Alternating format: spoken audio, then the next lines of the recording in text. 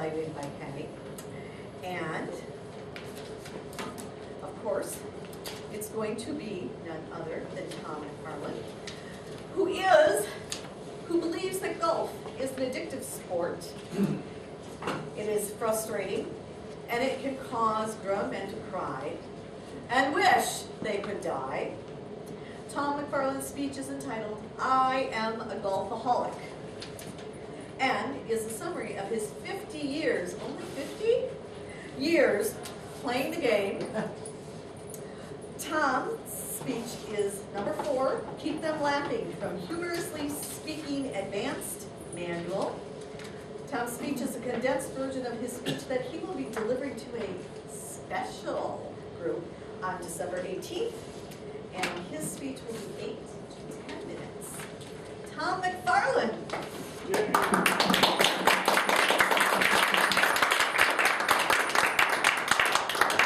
You're looking good.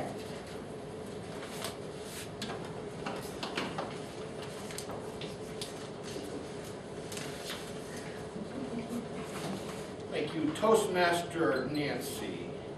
Hello, Toastmasters. Hi, my name's Tom. I'm a golfaholic. I'm powerless over the game.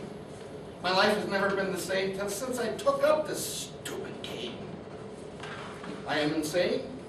I always go out and do the same thing, and I always expect a different result. So the question is, do I golf because I'm insane, or am I insane because I golf? Golf, it promises me par if I hit it straight. Far. Instead, I get up and I hook and slice, dribble and dives before my eyes. With miles and miles of grass in which to land, the ball always lands on this little piece of sand. I would offer up my soul if I could hit the hole. Oh, but has made me yell, curse, and cry. Why, just last week on his 18th hole, looking over at the lake, and I was so depressed and suicidal. I turned over to my golf partner and says, I am going to end it now. I'm going to jump in the lake and drown myself.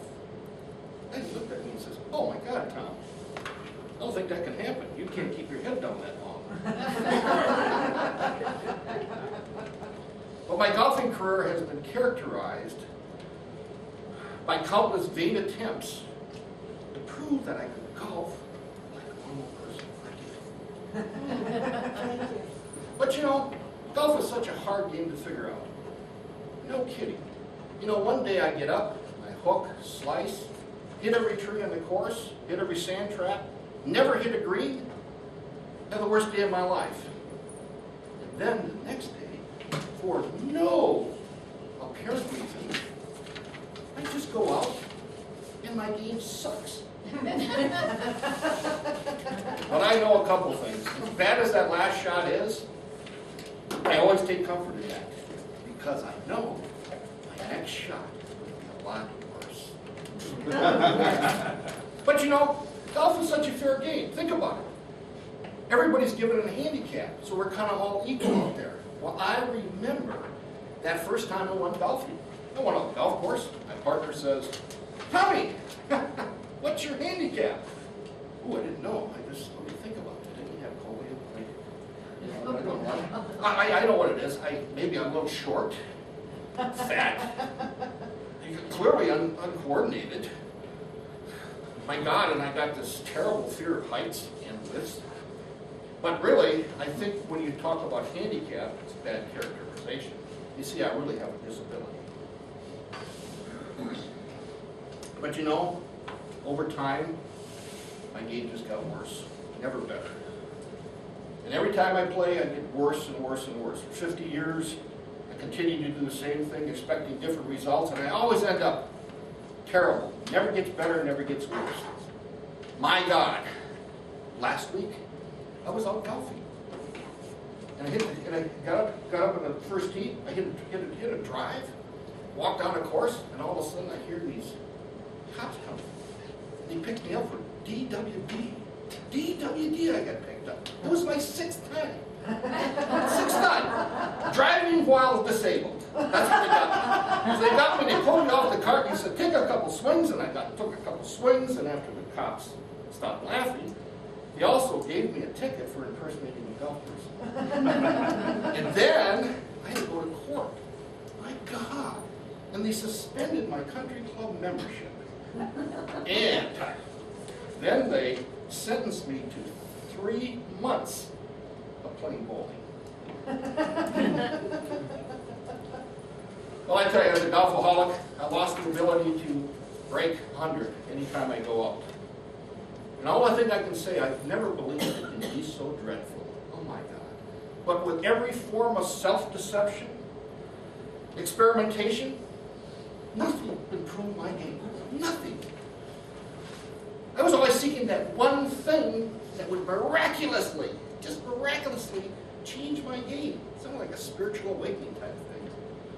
And on the course of 50 years, I have joined every kind of golf club.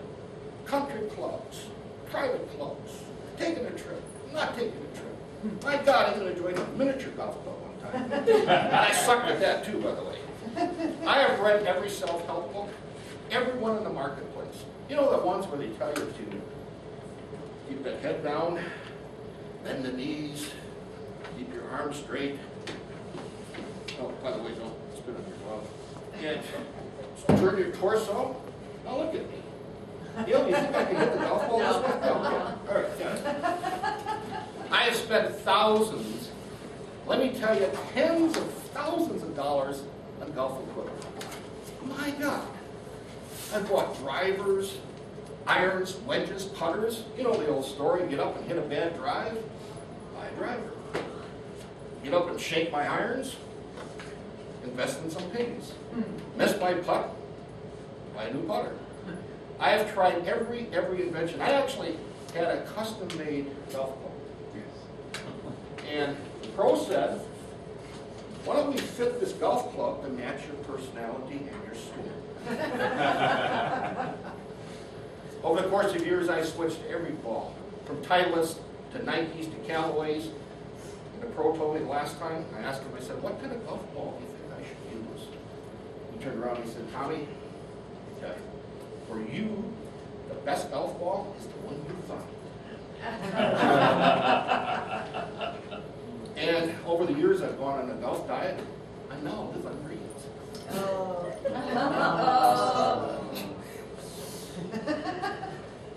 Nothing worked. Nothing worked. Nothing. I'm now in a state of pitiful, incomprehensible demoralization. Golf has got me baffled. But then I was at the turning point. I hated myself and wanted to die. I was going to cry. But, you know, I was going to quit the game. It would be such a shame. Then I had a spiritual awakening. I woke up one morning and thought, oh my God, I need to get a power greater than myself. And that turned out to be my golf pro. I went out and tried to find a profession. I looked all over the world. Ended up in Scotland. You know the cradle of golf? Found this old Scottish master. His name was Ian McCooksless.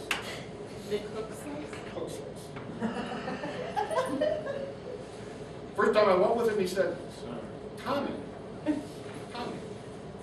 swing a couple times so I can see her. He swing once, so I swung a couple times, I felt pretty good about it. And Ian went, my God, Tommy, you've got loft. You've got loft. And I thought to myself, well, no, I'm probably not as bad as I think I am. But close as I got loft. Oh, by the way, Ian, what's loft mean? Oh, he said, looked me square in the nose, old Scottish accent. He says, Sonny, Daddy, loft, lack of fundamental talent.